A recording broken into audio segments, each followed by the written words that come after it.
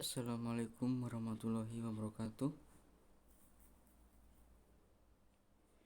Saya Dika Firmansyah dari Prodi Matematika. Yang terhormat kepada Ibu para selaku dosen landasan pendidikan di semester pendek ini. Di sini saya akan menjelaskan tentang manusia dan pendidikan dalam mata kuliah landasan pendidikan. Philip Pennick 1964 menegaskan pendidikan merupakan sarana untuk membantu manusia untuk menjadi apa yang mereka bisa dan harus menjadi. Pendidikan perlu memahami sifat manusia. Ia perlu memahami orang di aktualitas mereka, di kemungkinan mereka dan dalam ideal mereka. Ia juga harus tahu bagaimana untuk mendorong perubahan yang diinginkan di dalamnya. Ada hakikat manusia. Manusia adalah makhluk Tuhan yang Maha Esa. Evolusionisme dan kreasionisme dari J.D. Butler 1968. Menurut evolusionisme, manusia adalah hasil puncak dari mata rantai evolusi yang terjadi di alam semesta. Manusia sebagai halnya alam semesta ada dengan sendiri berkembang dari alam itu sendiri tanpa mencipta.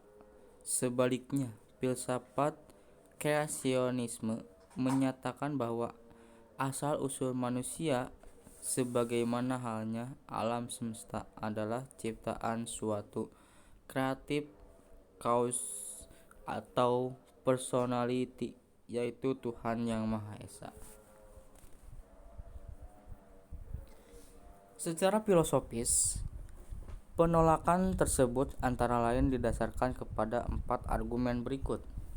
Argumen ontologis, semua manusia memiliki ide tentang Tuhan. Sementara itu, bahwa realitas atau kenyataan lebih sempurna daripada ide manusia. Argumen kosmologis, segala sesuatu yang ada mesti mempunyai suatu sebab. Adanya alam semesta termasuk manusia adalah sebagai akibat. Argumen teleologis, segala sesuatu memiliki tujuan. Dengan contoh, mata untuk melihat, kaki untuk berjalan, dan sebagainya. Sebab itu, segala sesuatu realitas tidak terjadi dengan sendirinya, melainkan diciptakan oleh pengatur tujuan tersebut, yaitu Tuhan. Argumen moral, manusia bermoral, ia dapat membedakan perbuatan yang baik dan yang jahat. Itu menunjukkan adanya dasar, sumber dan tujuan moralitas. Dasar, sumber dan tujuan moralitas itu adalah Tuhan.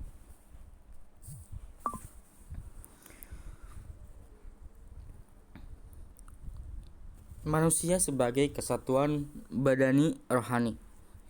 Menurut Julian de la Mettrie dan Feuerbach, 2 orang menganut materialisme bahwa esensi manusia semata-mata bersifat badani atau tubuh atau fisiknya. Sebab segala hal yang bersifat kejiwaan atau spiritual dipandang hanya sebagai resonansi dari berfungsinya badan atau organ tubuh. Tubuhlah yang mempengaruhi jiwa. Pandangan hubungan antara badan dan jiwa seperti itu dikenal sebagai epifenomenalisme dari J.D. Butler 1968. Ada juga individualitas atau personalitas. Manusia adalah kesatuan yang tidak dapat dibagi. Ia memiliki perbedaan daripada yang lain, sehingga setiap manusia hakikatnya bersifat unik. Perbedaan ini berkenaan dengan postur tubuhnya, kemampuan berpikirnya, minat, hobi, dan cita-cita. Setiap manusia juga memiliki subjektivitas atau kediri sendirian. Sebab itu, ia hakikatnya adalah pribadi. Ia adalah subjek dan bukan objek. Dengan demikian, dapat disimpulkan bahwa manusia adalah satu kesatuan yang tak dapat dibagi, memiliki perbedaan dengan yang lain sehingga bersifat unik, merupakan subjek yang otonom, serta berada dalam pertumbuhan dan perkembangan. Sosialitas. Setiap manusia adalah individual atau personal, tetapi tidak hidup sendirian, tak mungkin hidup sendirian, dan tidak mungkin hanya hidup untuk hidupnya sendiri, melainkan ia juga hidup dalam keterpautan dengan sesama. Sehubungan dengan itu, Aristoteles menyebut manusia sebagai makhluk sosial atau makhluk bermasyarakat.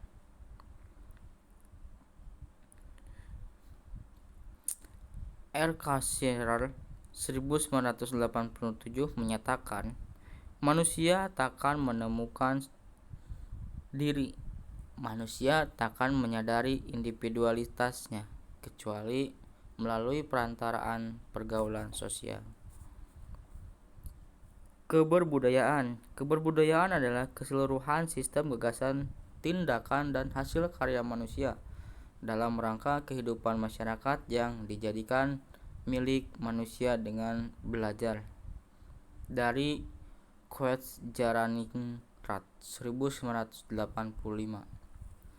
3 jenis wujud kebudayaan. Ada 3. Yang pertama, sebagai kompleks dari ide-ide, ilmu pengetahuan, nilai-nilai, norma, peraturan-peraturan, dan sebagainya. Yang kedua, sebagai kompleks aktivitas kelakuan berpola dari manusia dalam masyarakat. Yang ketiga, sebagai benda-benda hasil karya manusia. Moralitas. Manusia memiliki dimensi moralitas karena ia memiliki kata hati yang dapat membedakan antara baik dan jahat. Oleh karena itu, manusia mempunyai kebebasan memilih untuk bertindak atau berbuat. Maka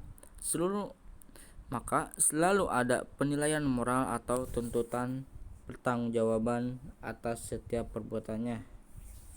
Keberagaman. Manusia merupakan salah satu karakteristik esensial eksistensi manusia, terungkap dalam bentuk keyakinan akan keberadaan atau kebenaran suatu agama yang diwujudkan dalam sikap dan perilakunya, dan ia memperoleh kejelasan tentang asal-usulnya, dasar hidupnya, tata cara hidupnya, dan menjadi jelas pula kemana arah tujuan hidupnya. Historisitas artinya bahwa keberadaan manusia pada saat ini terpaut kepada masa lalunya. Ia belum selesai mewujudkan dirinya sebagai manusia. Ia mengarah ke masa depan untuk mencapai tujuan hidupnya. Tujuan manusia mencakup 3 dimensi. Yang pertama, dimensi ruang, atau di sini, di sana, dunia akhirat. Dimensi waktu, masa sekarang, masa datang, dan dimensi nilai baik tidak baik. Komunikasi atau interaksi dilakukannya baik secara vertikal, yaitu dengan Tuhannya, secara horizontal, yaitu dengan alam dan sesama manusia serta budayanya, dan bahkan dengan dirinya sendiri. Dinamika. Dari Andri Jakara SJ 1986 menyatakan bahwa manusia mempunyai dinamika, artinya manusia tidak pernah berhenti, selalu dalam keaktifan baik dalam aspek fisiologi maupun spiritualnya.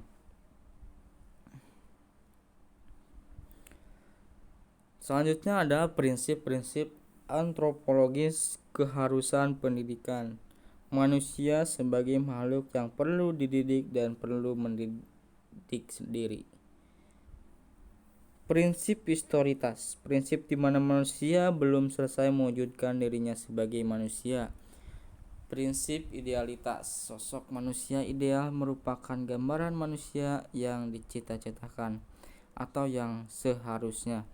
Sebab sosok manusia ideal tersebut belum terwujud melainkan harus diupayakan untuk diwujudkan. Ada prinsip posibilitas atau aktualitas bahwa berbagai kemampuan yang seharusnya memiliki atau dimiliki manusia tidak dibawa sejak kelahirannya, melainkan harus diperoleh setelah kelahirannya, dalam perkembangannya menuju kedewasaannya, dalam bereksistensi yang harus mengadakan atau menjadikan diri itu hakikatnya adalah manusia itu sendiri. Prinsip-prinsip kemungkinan pendidikan manusia sebagai makhluk yang dapat dididik. Ada prinsip potensialitas. Manusia memiliki berbagai potensi, yaitu potensi untuk beriman dan bertakwa kepada Tuhan Yang Maha Esa. Potensi untuk mampu berbuat baik, potensi cipta, rasa, karsa, dan potensi karya.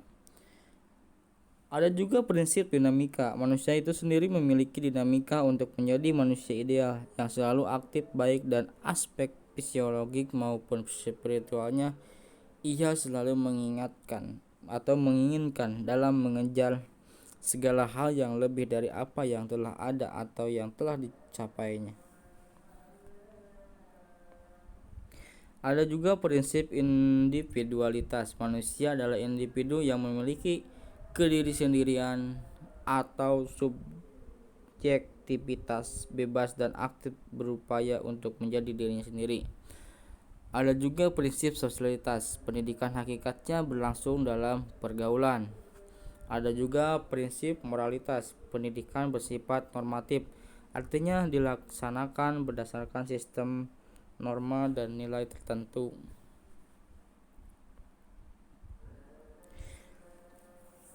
Kesimpulan dari tadi yang dijelaskan adalah manusia dan pendidikan sangat berkaitan erat karena fungsi dari pendidikan tersebut adalah untuk memanusiakan manusia.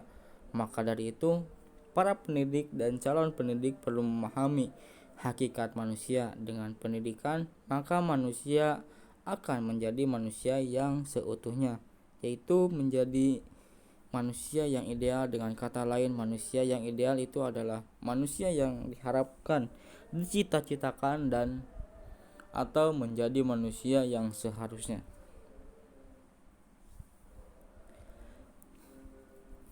Sekian dari saya. Bila ada kurang lebihnya mohon dimaafkan, dan jikalau ada yang ditanyakan maka dipersilakan. Wabillahi taufiq wal hidayah wal inayah. Wassalamualaikum warahmatullahi wabarakatuh.